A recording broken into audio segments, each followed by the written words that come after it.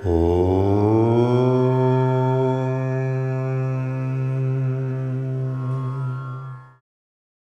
Swamiji. We are in the 40th class of Mundakopanishad.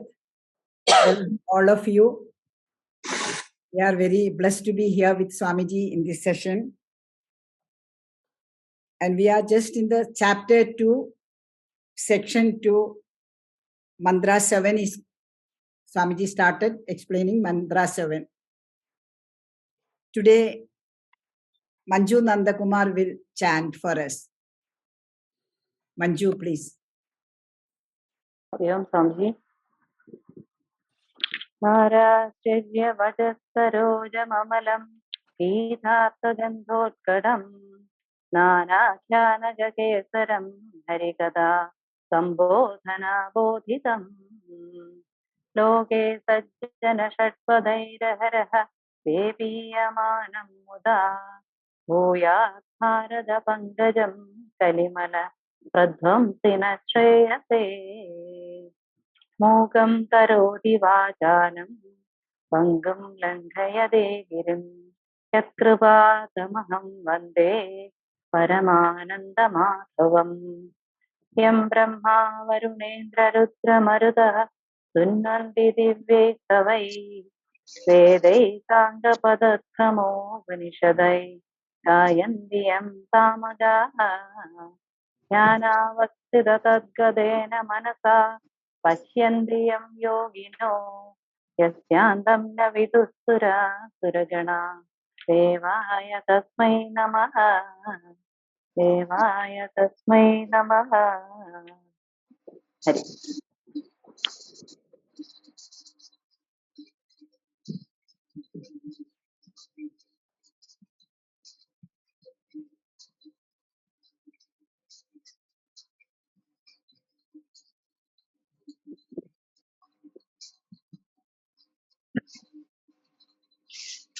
Am I audible? Can you hear me?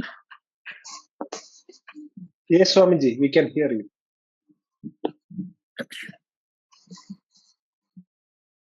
Om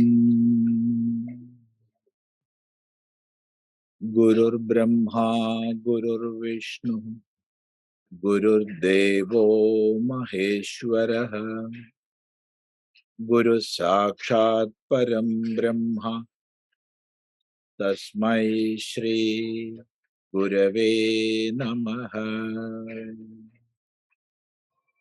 Om Sadashiva Samarambham Shankaracharya Madhyamam Asmadacharya Paryandam Vande Guru Paramparam. Om Bhadram Karnebhi Shrunuyama Devah Bhadram Pashyemakshabhiryajatra Sthirairangai Stushtuvam Sastanobhir Vyashema Devahitam Yadayuhu Swastina Indro Vṛddhashravaha Swastina Pusha Vishwavedaha Swastina Starkshyo Arishtaneme Swastino Brihaspati Dadhatu. Om Shanti Shanti Shanti. Om.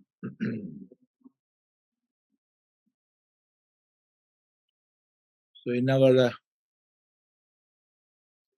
last satsanga, we have seen the 7th mantra.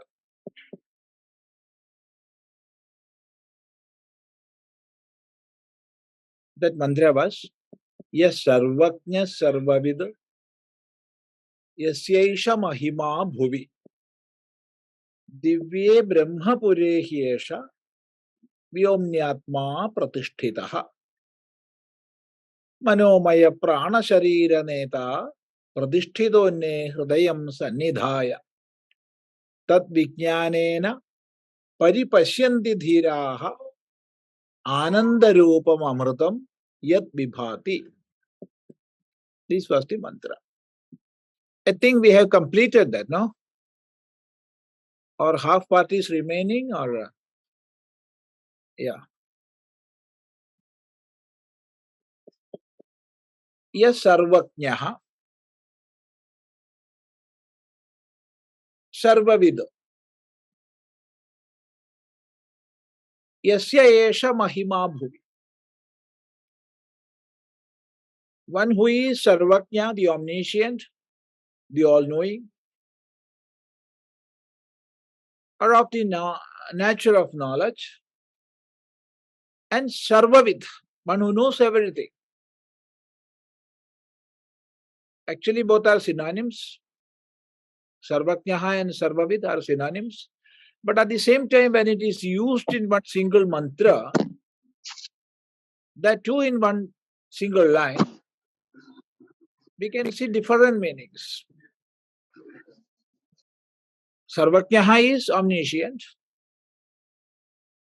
and sarvavid, all-knowing, one who knows everything. All branches of science are all different types of knowledge. One who have is sarvavid.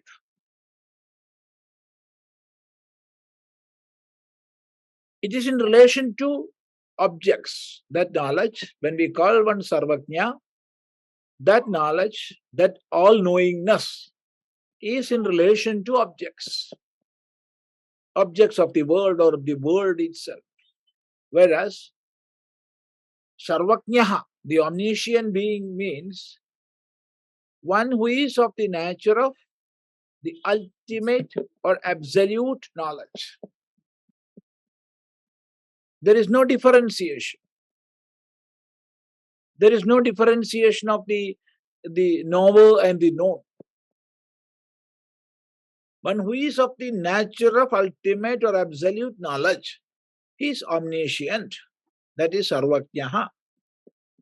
Whereas sarvavid is one who knows everything in relation to material. that knowledge is in relation to the world or the objects.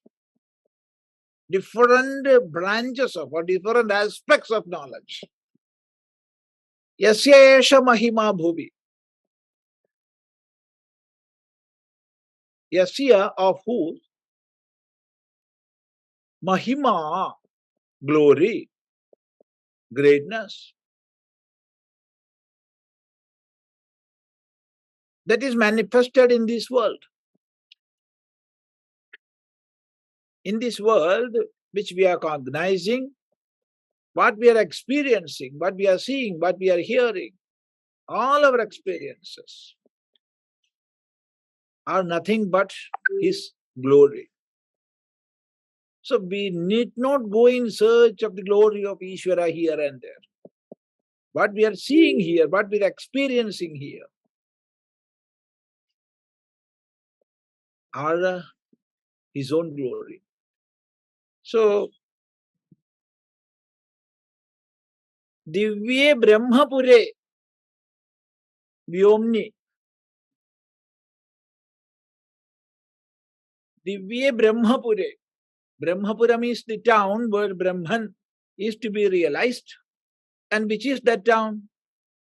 In detail we have seen, by the term Brahmapura, Rishis mean this body itself. Because in the Chandogya we can see a mantra, Asmin Brahmapure daharha pundarikaha, tasmin daharaha akashaha, tasmin yadu tadanyveṣṭavyam.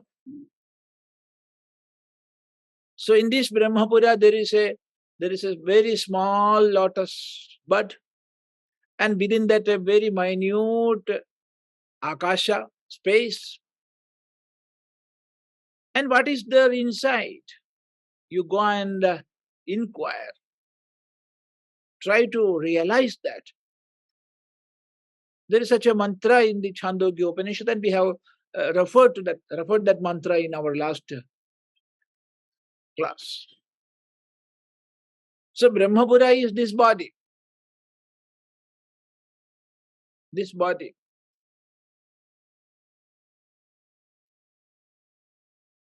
There are many similarities between a town or a city and this body.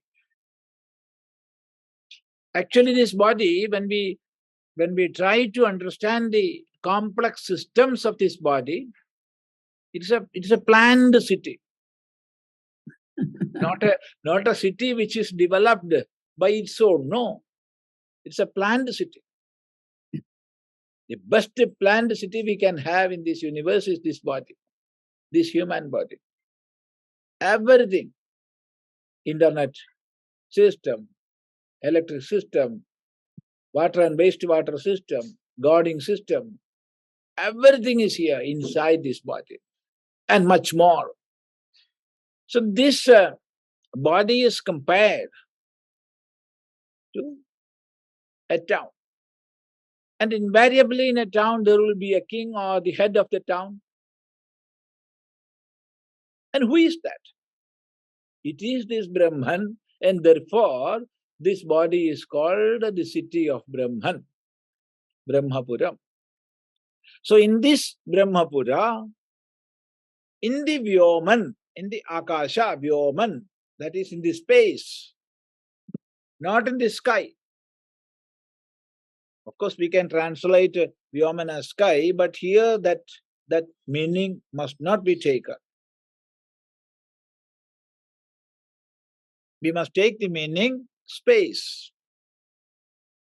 So in the minutest space in this body, and what is the nature of that Brahmapura? Divye.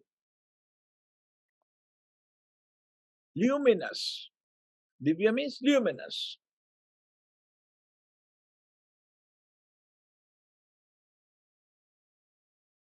So in the Brahman, there is a space which is illuminating this body,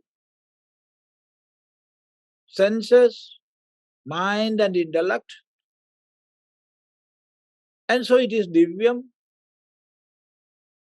In such space, he is pratiṣṭhitaḥ, well established, well seated. How he is seated? It is said manomayaḥ. Manomayaḥ. One who is with the sheath which is called manomayaḥ.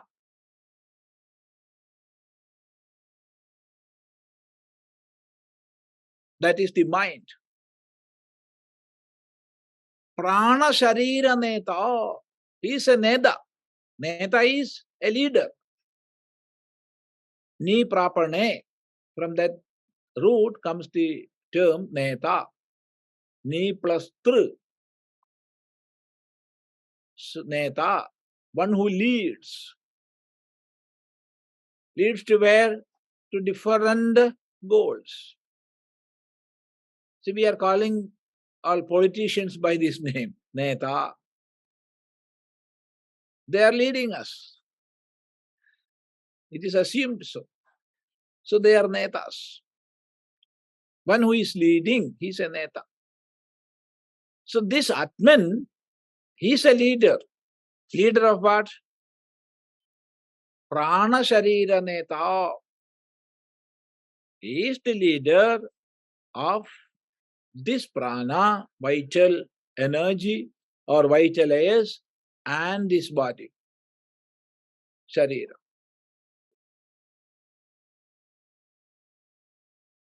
Then comes the question, how we can say the Atman is the leader of this body?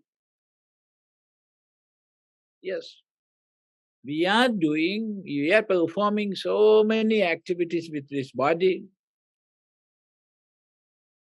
Body-mind complex, body-mind-intellect complex, and of course, in between body and mind comes the senses of cognition and organs of action.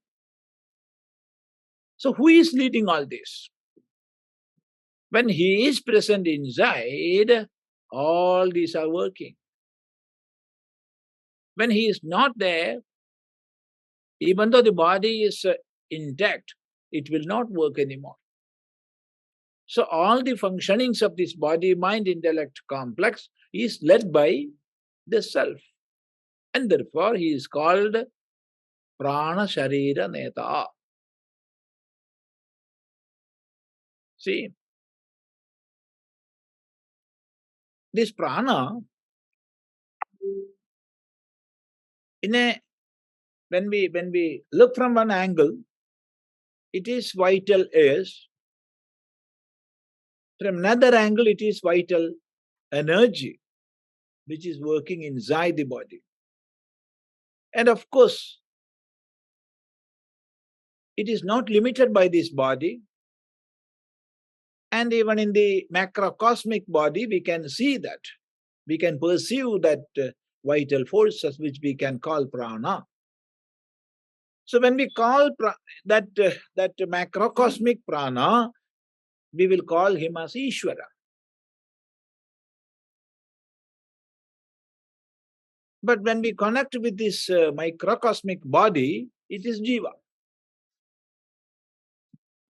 So there are different levels of meaning. Different levels. From one angle or from one level, prana is vital as. From another angle or level, it is vital energy. That too, both in the microcosmic and macrocosmic level.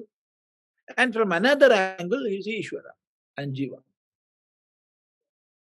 And of course, from another angle is Brahman itself. Yeah. The Brahma Sutra we can see Atayeva pranaha. And therefore prana is Brahman. Such a sutra is there.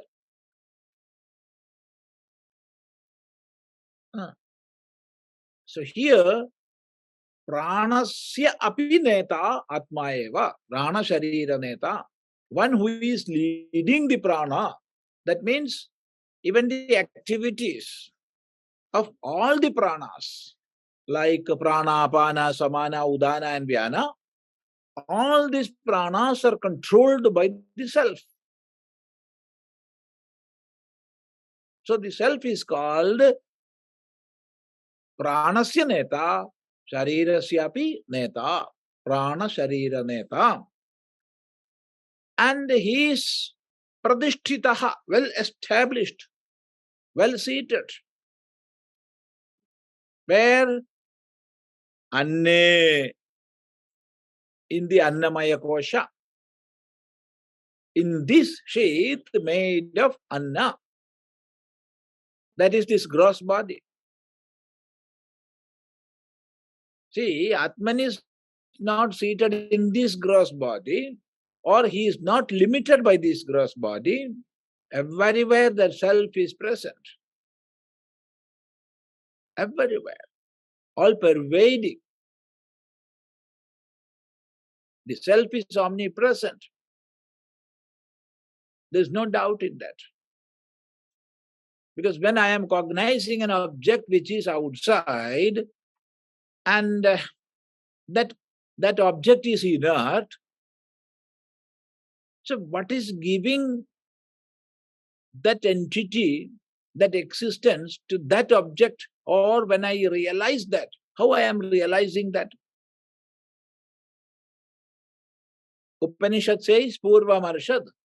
In the Ishavasya Upanishad, we can see such a mantra, Purvamarshad. Even before our mind and the senses of cognition reaches an object, even before that, the self is there. Self is everywhere. But even though self is everywhere, we can realize it in this body, mind, intellect, constitution. Because we have to go inside in search of the self.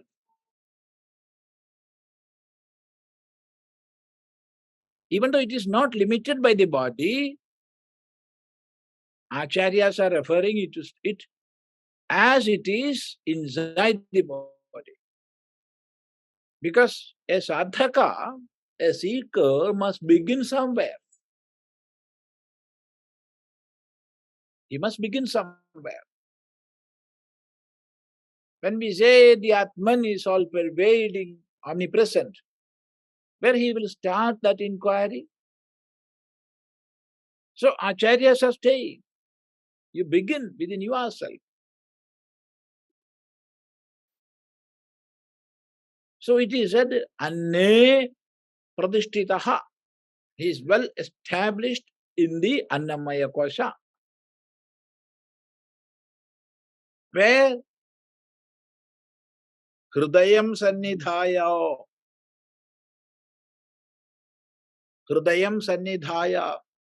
located in the hṛdaya, situated in the hṛdaya. So when a sadhaka, a seeker, meditates on the self, we have to focus.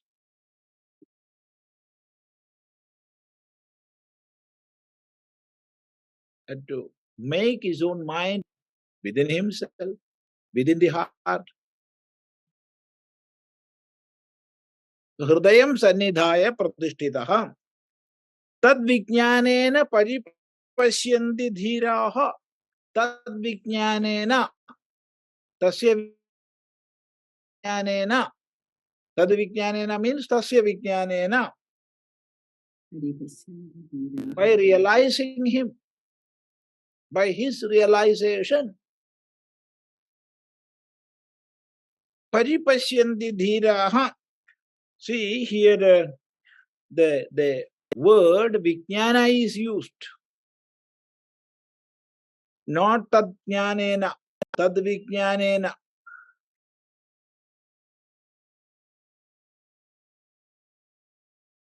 There's a big difference between jnanam and vijnanam when we are studying Vedanta.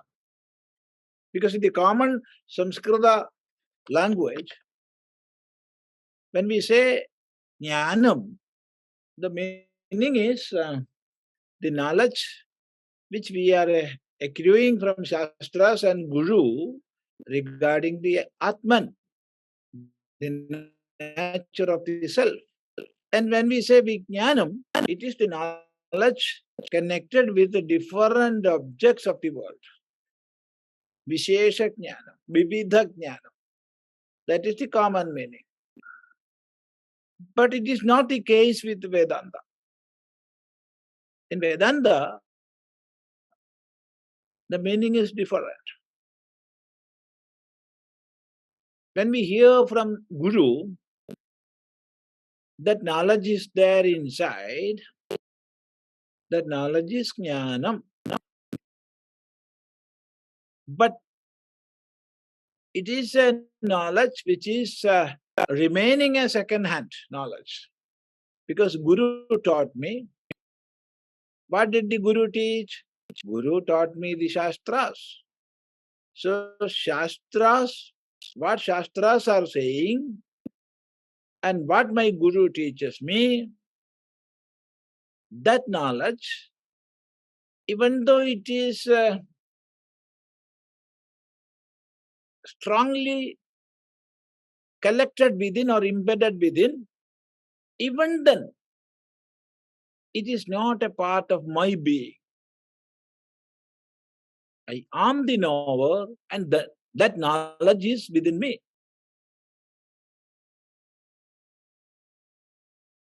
But when that knowledge becomes a part of my own being, that means when the Shastra and Guru Vakya are becoming one with my own awareness, there is no more differentiation of Shastra, Guru and my knowledge.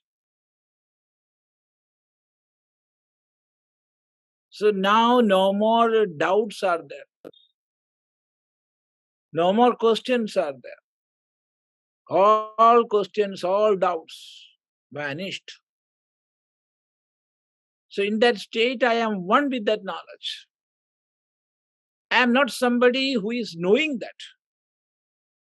And the self is something which is known by me. No.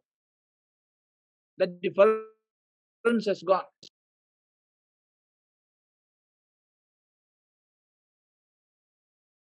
That is vijnana or sakshatkara or aparoksha jnana. Aparoksha jnana. It's a beautiful term. Because when we perceive something directly, that is direct perception, pratyaksham. And what is different from perception, direct perception? It is above that. In the Samskrita bhasha language, we use pratyaksham and paroksham.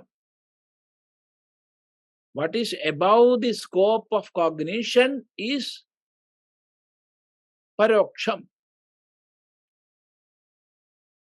And that knowledge, which is collected by the senses, is pratyaksham. So in the common language, there are two types of knowledge, pratyaksham and paroksham. But in the Vedanta Shastra, there is one more. That is neither pratyaksham nor paroksham, but it is aparoksham. Why it is not pratyaksham? Because self is not known by senses. Senses cannot reach there. And why it is not paroksham? I am not paroksha to me. I know I am here. There's no doubt in that. When we speak about Indra, he is paroksha. When we speak about Devalokam, it is paroksha, because I am not seeing that. I am assuming. So it is paroksha.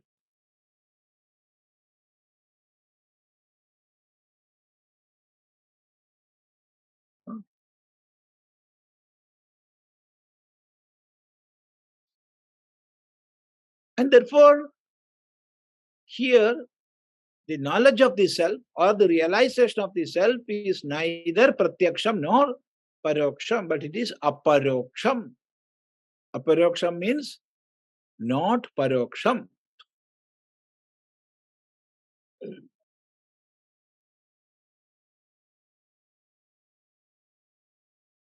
The same is called by the name Satkaram. That is realized knowledge, realization. And it is vijnanam. So vijnanam is the realization, the sakshatkaram. Whereas jnanam is the knowledge that we are getting from Guru and Shastra. Of course, it is great. But at the same time, there's chance for having questions and doubts. Whereas in vijnanam, there is no more question, no more doubt. Because that never known differentiation has vanished. So tadvijñānena, with that realization, paripaśyanti.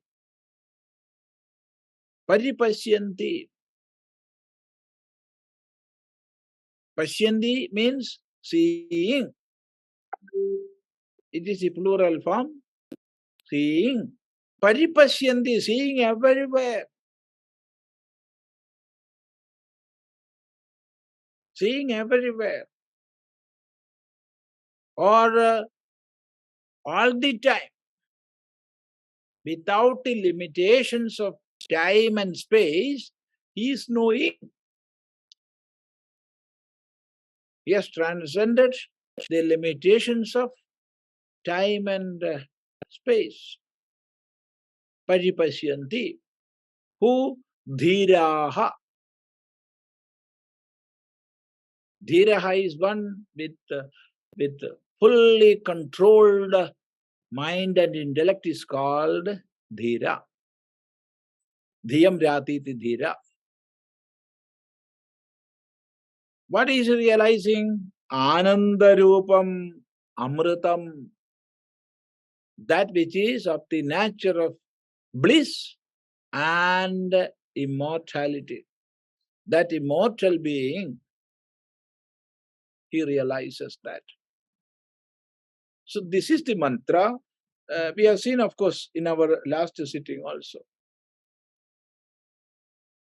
But this is the essence of not only the Mundakopanishad, but of the all Upanishads. So if we analyze this mantra, dive deep into the inner meanings, we will get the whole of Upanishadic teaching. Now comes the question, what is next? If he is realizing the all-pervading immortal being, what happens? What is next?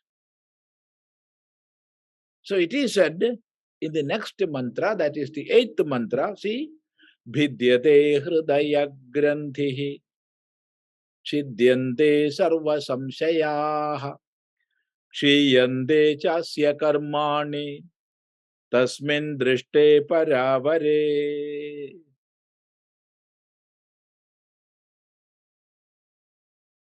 Bhidyate hṛdayagranthiśchidyante sarvasaṃśayāḥ kṣīyante cāsya karmāṇi tasmindṛṣṭe parāvare.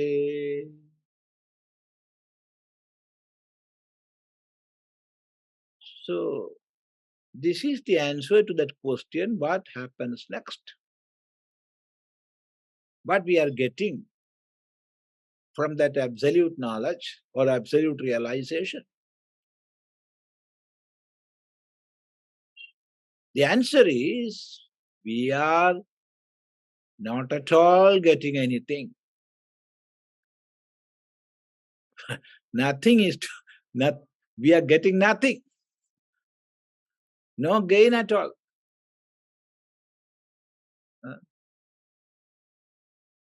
Normally, we are working in this world for getting something.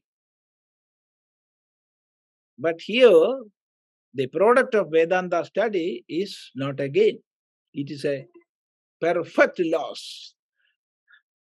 I do not know whether such a usage is correct. Perfect loss. Not full loss, a perfect loss. Perfectly I am losing. What I am losing? Everything which I have superimposed upon myself. So this is a loss business, not profit business. So those who want to have profit alone can stop studying Vedanta. We must get ourselves ready to have losses.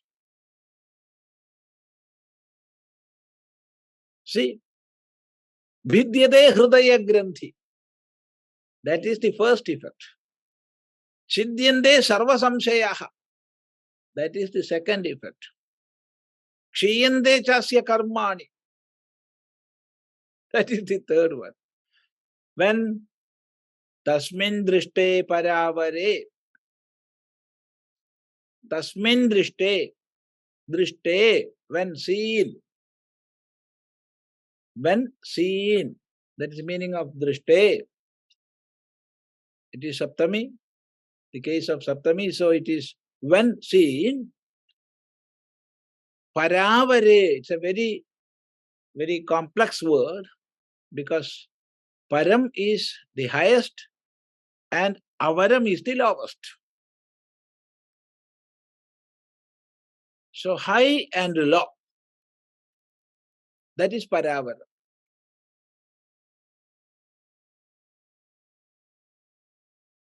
Parāvara. We can sit for hours and hours together to discuss the meaning of this parāvare. Don't fear, we are not going for that. However, see, the high and the low. What is high can never be low, or what is low can never be high. Because these terms are fully relative, you see. In the absolute sense, what is high and what is low? Nothing is there. When we say something is high, it must be in relation to something else. Otherwise, what is high and what is low? Nothing. So it is a relative term. This high and low, these are relative terms.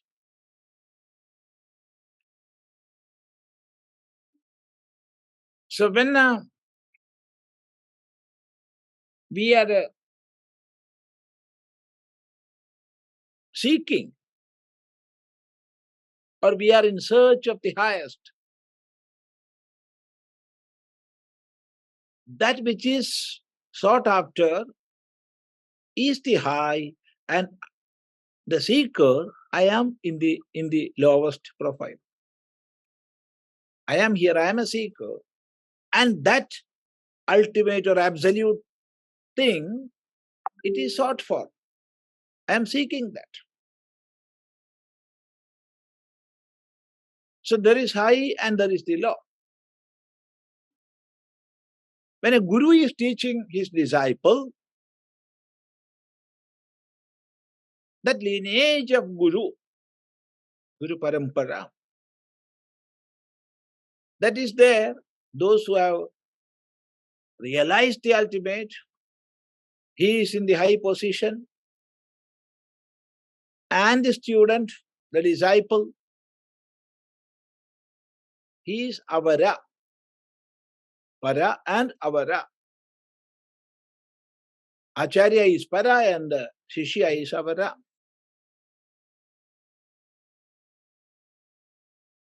The seeker is avara, and what is sought for is para.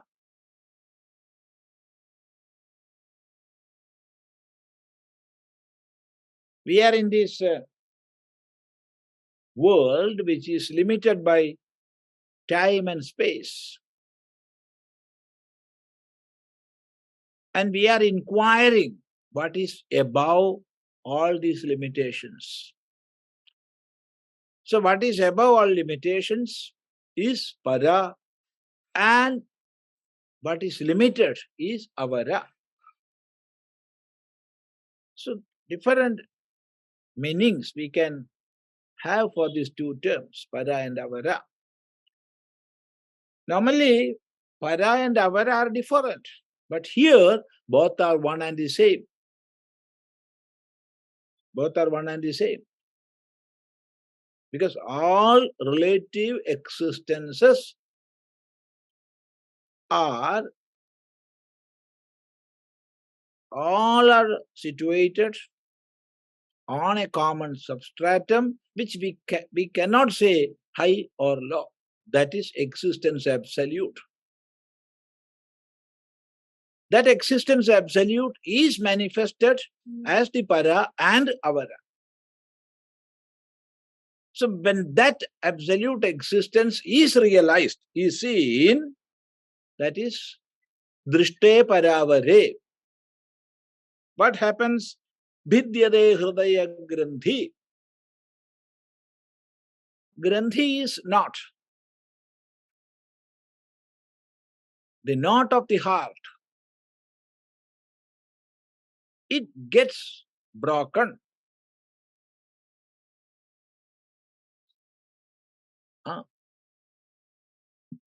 All the knots of the heart gets broken. Nowadays, we are hearing this everywhere. He expired or he died, Swami. My this and that fellow died. How? It was heart attack, his heart was broken, collapsed. So many terms we will coin. So when we hear the effect of Vedanta study is this, who will continue these studies? So that is the effect. All the knots of the heart, they will get broken. What's the meaning of that? See, in the previous mantra we have seen pratiṣṭhito'nne ānandarūpamamṛtaṃ hṛdayaṃ sannidhāya. He is residing in the heart. That is the abode of the self. But we are putting hundreds and hundreds of covering on that. We are making many, many knots in that. First knots are connected with this body, this gross body, then senses of cognition, of course, then organs of action, then the mind, the intellect. I am superimposing many, many things on that. Then I am making many other connections.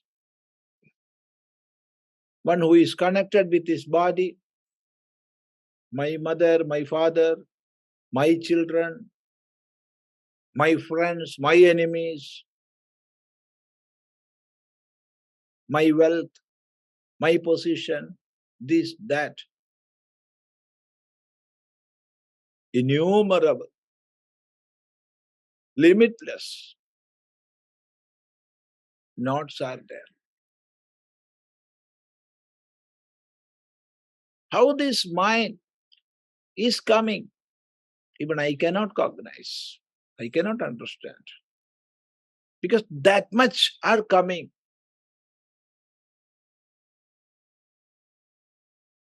So all these are making different types of knots in my own heart where the self is residing, and therefore I cannot realize who is inside.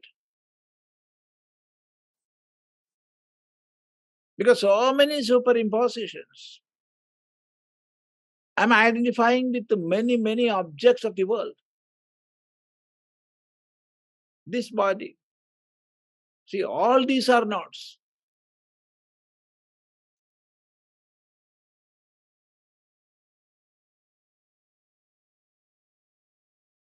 So all these are broken. Because when I realize my real nature, naturally all superimpositions will go. As long as I am not realizing what my real self is, all these superimpositions will stay.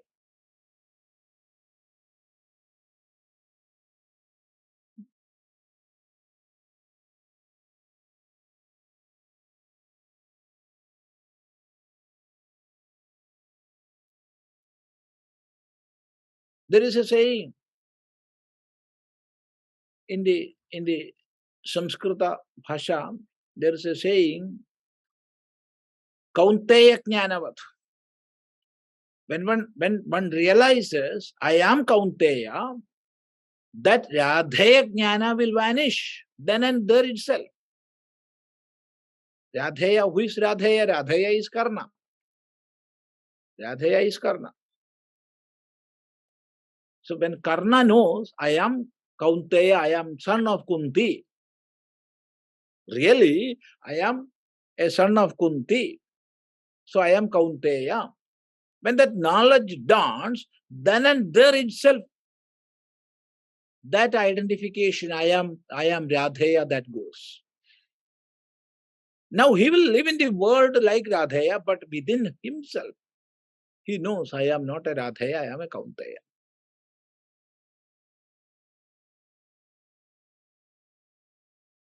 So all superimpositions, all false identifications, they vanish.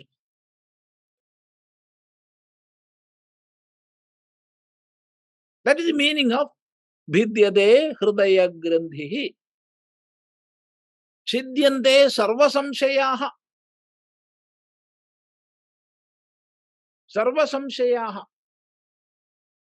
See, when we hear Shastra from a guru,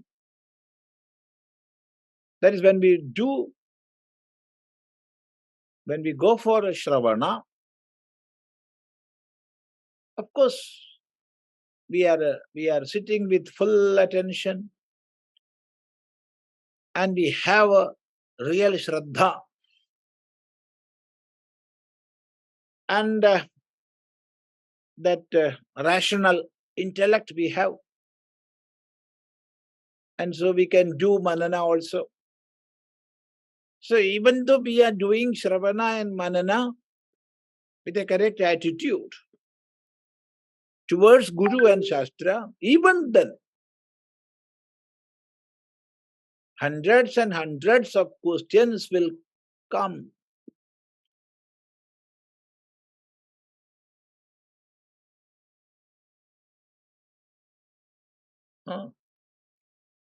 Like a torrent. So many doubts will creep in.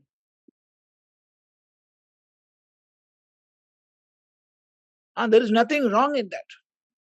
As we are thinking beings, questioning beings,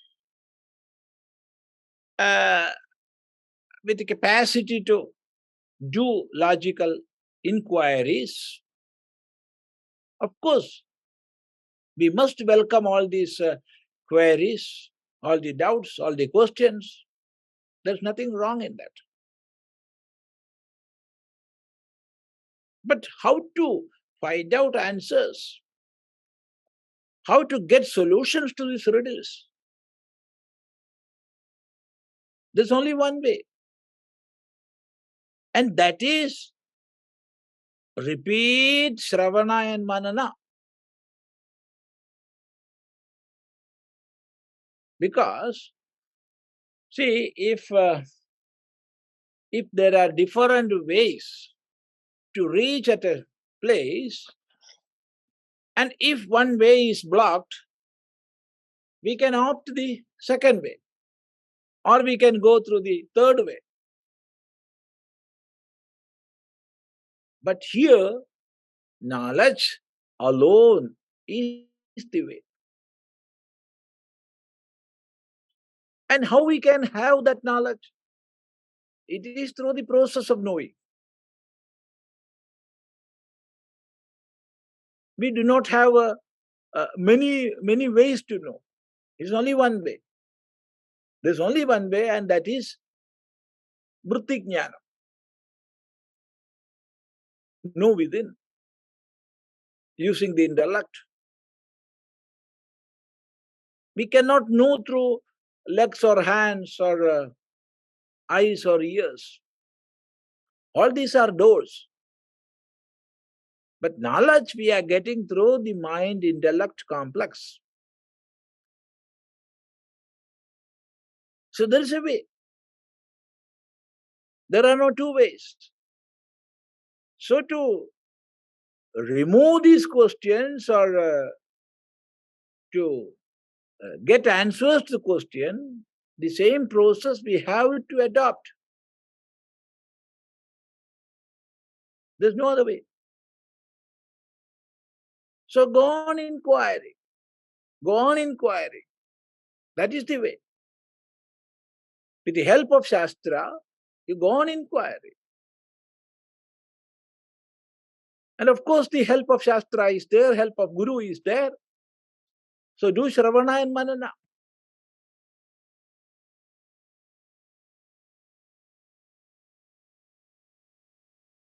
And see, the level of our rational capacity, it will increase with our Shravana and Manana. That which I had years back and what I am having now, there will be a big difference.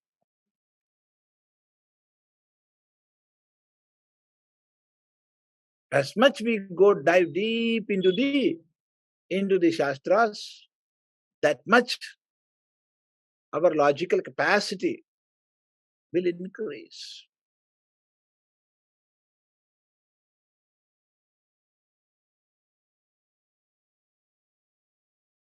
So this is the only way. So do Shravana and Manana again and again. Then slowly, when our mind is fixed,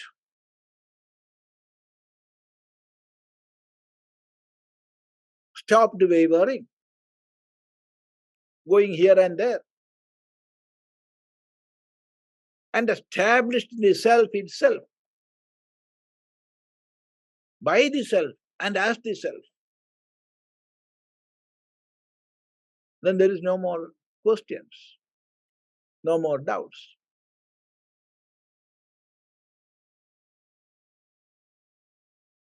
That is the self-realization.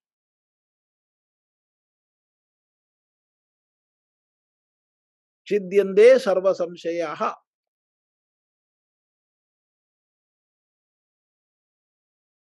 All doubts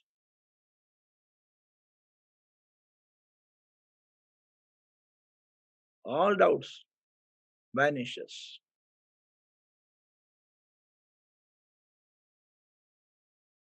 Kṣīyante cāsya karmāṇi.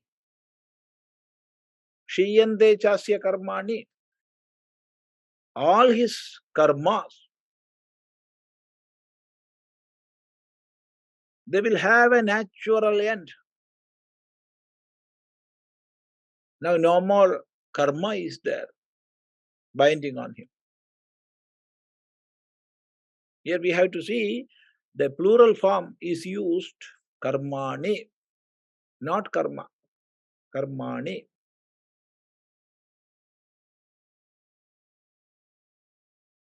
There are three types of karma. Of course, there are many types of karma. From which angle we are questioning, so many explanations are there. Because when a student of Vyakarana asks what is karma, replies something. And when a student of Vaisheshika asks what is karma, the answer will be entirely different.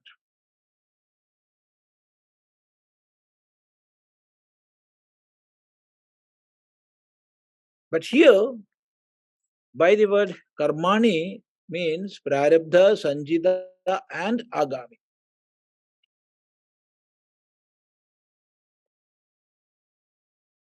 We are living, we came to this world with a bunch of karma, which we call prarabdha. Prakarshena arabdham yad tad prarabdham. With that we came here. It is already originated. Already originated. Now we have no control.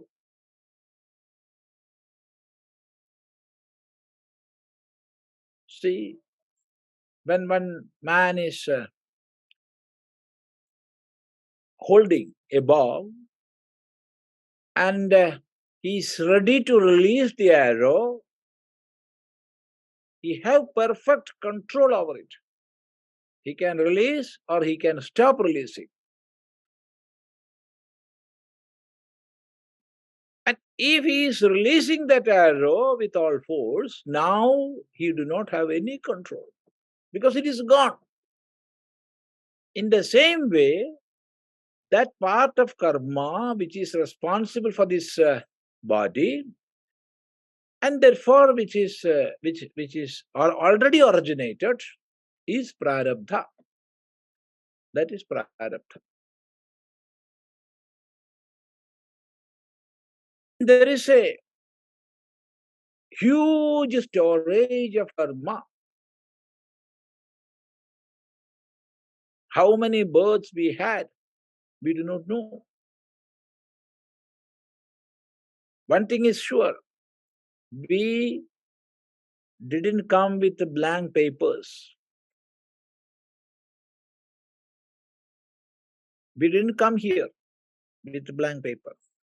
Everybody came with the different types of inscriptions, different samskaras of our own previous actions. So nobody else is responsible for our activities and our experiences here. We alone are. So hold that. Take that responsibility on our own shoulders. So when there is a problem, there will be an epicenter to that, for that. Just like in an earthquake, there is an epicenter. Always we will locate that epicenter on somebody else. Created that problem. He made me suffer. But actually, what we are experiencing here is a product of our own actions. Otherwise, the order of the world will go. We will have to say there is no order in this world. If there is no order in this world, there is no such a scheme which is holding everything together. Such a thing as we call science cannot have existence here. We have different branches of science here. Why? Because there is an order in this universe. Because there is an order, we are inquiring to find out what that order is. So comes physics, so comes chemistry, so comes different branches of science.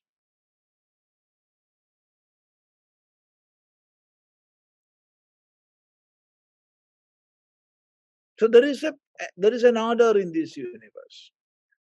There's no doubt in that. So if an effect is there, there must be a cause. Without a cause, an effect cannot come. So that cause-effect relation, nobody can negate that. It is here. So, what is responsible for my own experiences here? It cannot be the actions of somebody else. If it is so, what is the meaning? What does it mean? There is no order in this universe. Somebody does something, somebody else gets the result. No. So I came with such an inscription, which is the effect of my own previous actions. And that repository is called Sanjita Karma. That is Sanjita Karma. And from that Sanjita Karma, a small part is taken, and I came with that part, which is called the prarabdha. And I am living in this world, and I will leave this world when that is exhausted. I will have to live in this world as long as it is there. And in this course of life, I am working. I am doing many karma. So I have to get many results which are accruing out of my karmas. That is called agami karma. So all these karmas, that is sanjita, prarabdha and agami, all gets vanished. Everything will vanish.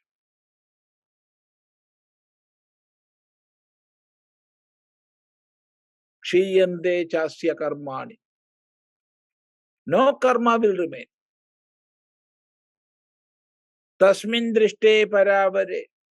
when that parāvare, when the ultimate existence absolute is realized, no more karma is there.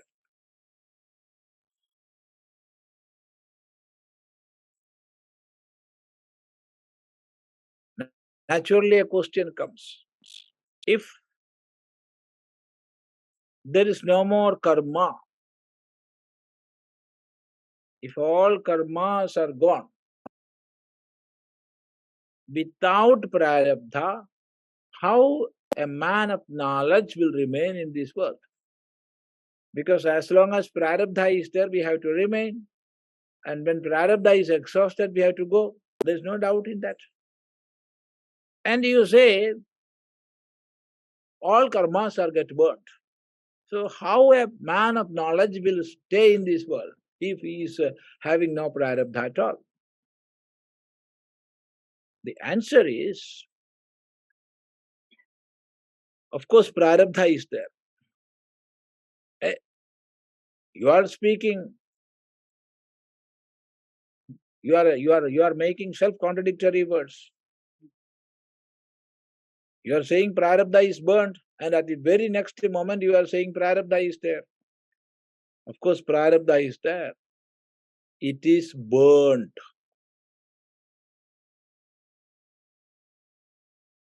It cannot produce more results. It cannot produce, or it will not produce more results. What is the nature of the prarabdha of a man of realization?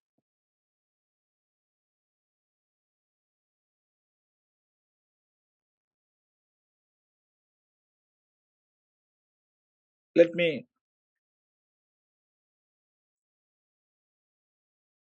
go to my own childhood days.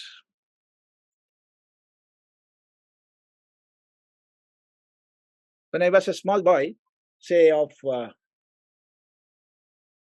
8, 9, 10 years of age, we were living in a very rural village, and there was a temple there. In the temple, annual utsavas were there. So when the utsava in the temple comes,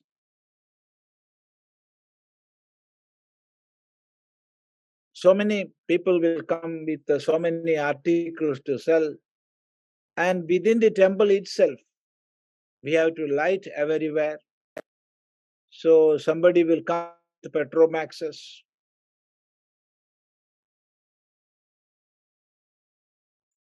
So we children used to inquire, who is bringing the petrol max? Such and such person will bring that petrol max.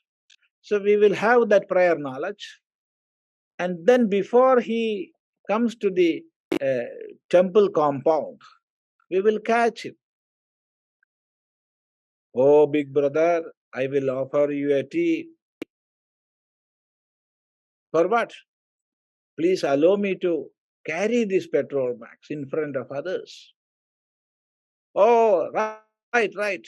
So you bring tea, then we will go to the next tea shop and some tea and of course some biscuits or something to eat. Some eatables we will collect for him and we will give that tea to him, and in return he will allow us to carry the petrol max.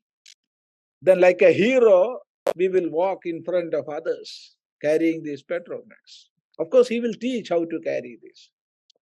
So in those days, I realized one thing. See how it is giving light to the world. The mantle is burning. First, we will purchase a mantle, and we will tie it on the burner, and after that we will dip that mantle in kerosene oil, then light it, burn it. See, We are getting that mantle or we are purchasing that mantle by giving money. And after buying that, we are burning it. What nonsense is this? It is not nonsense. Then only it will give light to the world. And then we will pump it.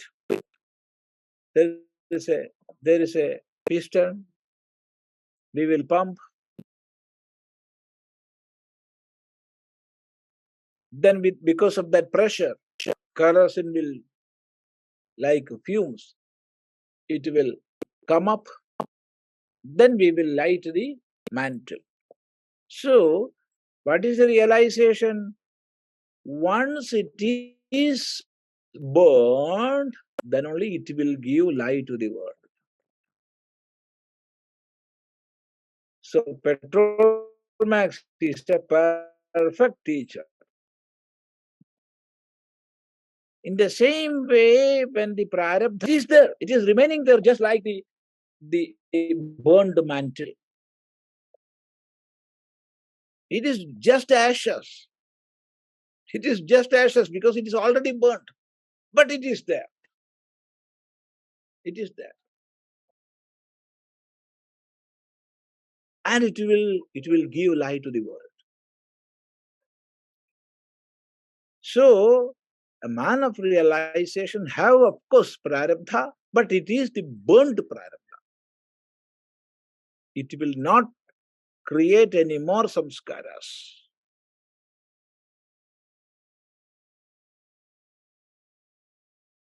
So, all the karmas gone. All the karmas gone means there is no more necessity for taking rebirth. There is no necessity to have rebirth. He is free. He is free. He can live here. He can live from this world.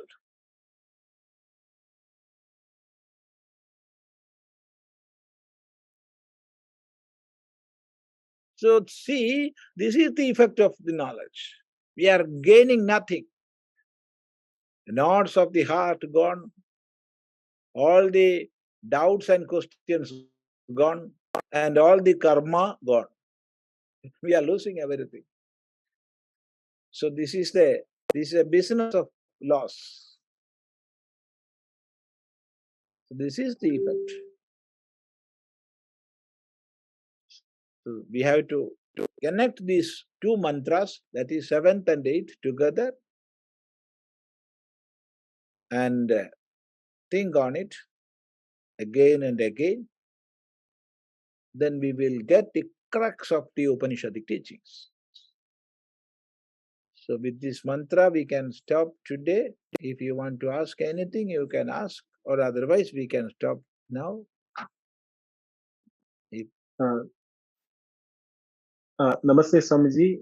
Kamalaji has a question. Namaste, Swamiji. Namaste, namaste. Swamiji, how to understand what is the difference between anubhuti, jnanam and the aparoksha jnanam and aparoksha anubhuti? See, when we are saying aparoksha, there is no difference at all. When it is paroksha jnanam, that knowledge is not realized by me. It is a knowledge known by me. I am the knower of that knowledge. That differentiation is there. And when it is realized, that is when it ripened as vijnana, it is aparoksha jnana. Aparoksha jnana means anubhuti. So But both are when we synonymous. say aparoksha anubhuti, both are synonyms. But there is an important point. That is, when we say anubhuti, that a doubt may come, is because to say I am experiencing, there must be an experiencer and that which is experienced. That differentiation is not there. Actually, in this state, we cannot explain through words. And therefore, our Acharya says, this experience is the ultimate state of knowledge. Anubhava avasanatvad brahma vijnanasya. Brahma vijnana is culminating, or it is anubhava avasana.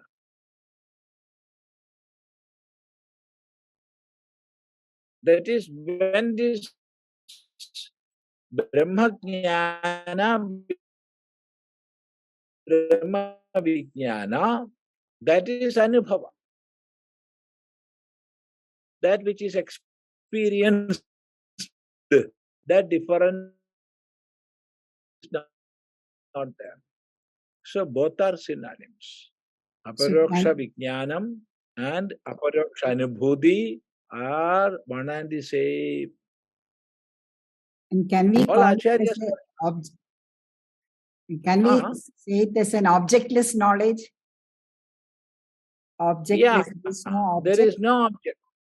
All objectifications have gone. Yeah. There is no more objects, because when I know something, when I am seeing this, this is an object of my knowledge. This specs is an object of my knowledge. Yeah. In the same way, everything I know, I am objectifying. But here, that has gone. There is no subject-object differentiation. The knower and the known. That differentiation has gone. So, both these are synonyms. Aparoksha Anubhuti and Aparoksha Jnana. Yeah. Yeah. Swamiji, one more question is there. See, when we say, what is that? Yeah. In the bhidyate hṛdayagranthi, can we take it that avidya, kama, karma as the nodes? See, avidya is the cause, is the basic cause of all this. From avidya comes kama, and from kama comes karma. How it is? See, avidya is absence of knowledge, lack of knowledge, that which is other than the knowledge, which is opposite to knowledge. So many meanings are there. According to context, we have to see the meaning of avidya. However, it is absence of knowledge. So when knowledge is there, I am realizing myself as full. I am absolute. Absolute existence, absolute knowledge, and absolute bliss. When that knowledge is not there, that is in the state of avidya, I am considering myself as limited being. I am not absolute existence. Of course, I have existence and I am existing in this world, but that existence is not absolute. I will die. I am limited by time and place. So, in the state of avidya, this is my knowledge. I am limited by time and space. I am not absolute existence. Then comes the question within, how I can make myself perfect.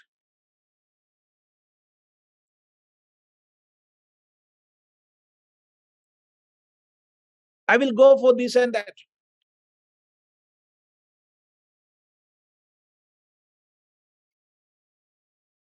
By doing this or by getting this, I can make myself perfect. I can cross or I can transcend the limitations of time and space. So I am going to hospitals, I am getting treatments, I am going here, there in search of my own developing or building up my own existence. How to make myself exist forever.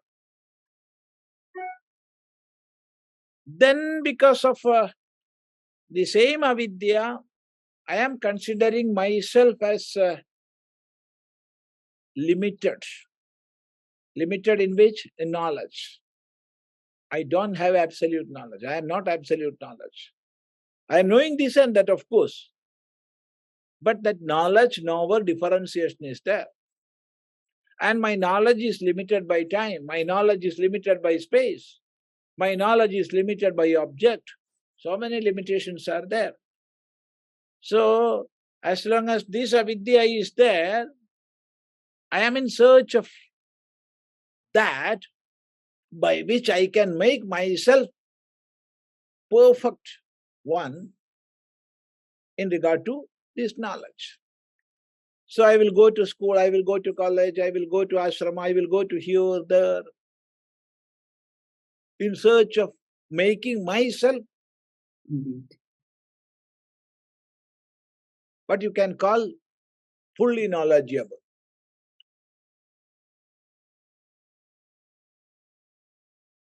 Then there is bliss, ananda. When avidya is covering myself, I am considering myself as having limited ananda. That is sukha. Limited ananda is sukha. I am not realizing my real ananda state. And so I am looking in search of sukha, ananda. I am going to yoga centers, I am going to ashramas, I am going to liquor shops, I am going to fruit shop, I am going here, I am going there. Why? To make myself happy. So all our activities, the source of all our activities is avidya, and from avidya comes kama. How to make myself this, that. And from that thought, I am doing, I am performing, I am going for action. So, avidya, kama, karma, ignorance, and of course, that need or greed. Then from that, action.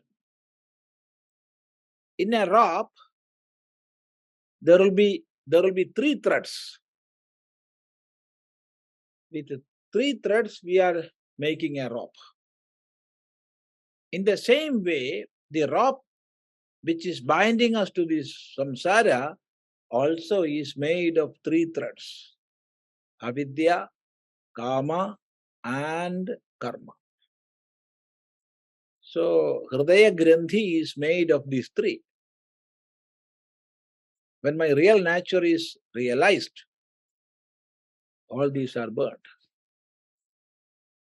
So, in another Upanishadic mantra, it says, Pāṣam dahati panditaḥ. Pāṣam dahati panditaḥ. A pandita, man of knowledge, is burning the pāṣam, rope, made of these 3, avidya, kama, and karma. Yeah. Namaste. I think now we can conclude today. Any more questions? If you have, you can ask. Yeah. Arun Babuji would like to ask a question if time permits. Huh? Yes. Namaste, Swamiji. Namaste. For the realized person, the prarabdha karma all are burnt. It means that for the avatara purusha there is no prarabdha. The prarabdha is there, but all the prarabdha are burnt for the avatara purusha also. So my question is, between say two avatars, is the prarabdha is same quantity or the same quality, because entire sanchita is burnt and it is no more stock even for the avatara. So how we differentiate between two avatars with respect? When it is burned, there is no question of quantity.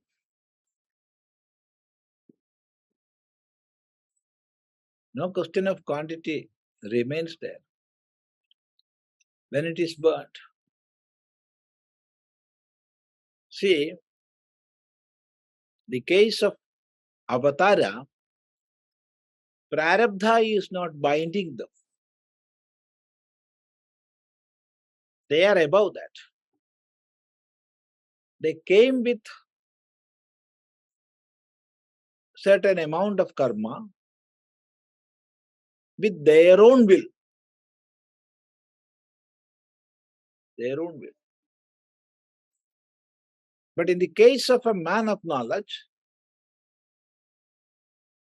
there is a difference. Because he was bound by karma and he worked to get over it. And through Shravana, Manana and all, whatever it is, different acharyas or different men of knowledge came through different ways. Whatever be their knowledge or the path to that knowledge, they accepted that, they walked through that, and finally realized the real nature of the self and thereby burnt their prarabdha. So in the case of a vijnani, prarabdha is burnt. But in the case of an avatara, they are coming to this world with a certain amount of prarabdha chosen by them. The difference is there. Effect is the same. That prarabdha will not bind them. That effect is the same. But the process of accepting this birth, that is different. Once it is burned, we cannot quantify it. There is no such a question of quantity of prarabdha. But the experiences for two avatars are different, so it means prarabdha is... The experiences and not only experiences, see the life of two great men of knowledge you take, two vijnanis. All their activities will be different. There is no hard and fast rule regarding the activities of a vijnani. So, Vidyaranya Swami in his Panchadashi writes, Arabdha karma nanatvad buddhanam anyadhanyatha vartanam tena shastrarte bhramidavyamna panditaihi. Because of difference in the prarabdha, because of the differences in the prarabdha, there will be vast difference in the activities of different acharyas. Even though they are jivan muktas, they will not behave in the same way. Depending on the prarabdha, what they have earlier, the way they came through, how they behave, that will differ. What happens when we go to an acharya, he will be behaving in one way. Another in a different way. We will think, no, he is not a man of knowledge. He is not a man of knowledge because this comparison will come. So you must not do that. So says, Tena shastrarthe brahmidavyam na panditaihi. So a seeker must not get confused in the meaning of shastras. So the difference will be there. And the case of avatara, who is an avatara? We cannot say. Yadyad vibhūti matsattvam srimad urjidameva va tattadevavagachatvam mama tejomsha sambhavam. So says the Bhagavad Gita. Wherever you are seeing greatness,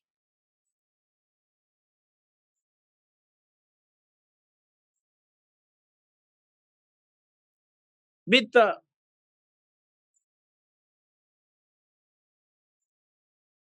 energetic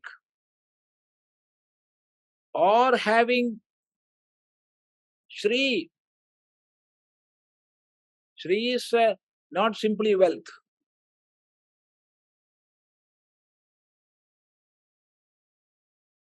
There you understand my presence is more manifested. So we cannot say such and such manifestations are avatara. There were 10 avataras or 9 avataras and 1 avatara will come. No. It is according to Vaishnava Shastras. There itself it is said, even in the Bhagavata it is said, just like springs manifest from a mountain, hundreds and hundreds of avatars are coming from Sri Hari. So we cannot limit to 10.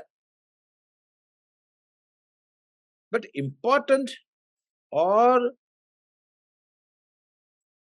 in our vision, in our view, these are important, and so we are saying 10 avatars. It never means there are 10 avatars also. No. So that is the difference between avatara and Ajivan Mukta. Namaste, we can sit in our next.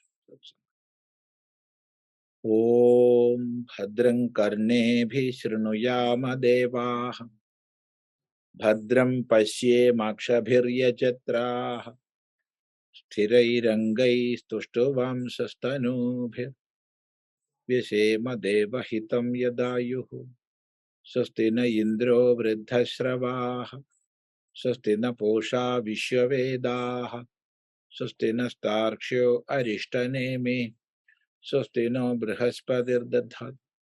Om Shanti Shanti Shantihi. Om Gurur Brahma Gurur Vishnu Gurur Devo Maheshwara Guru Sakshat Param Brahma Tasmai Shri Gurave Namaha. Om.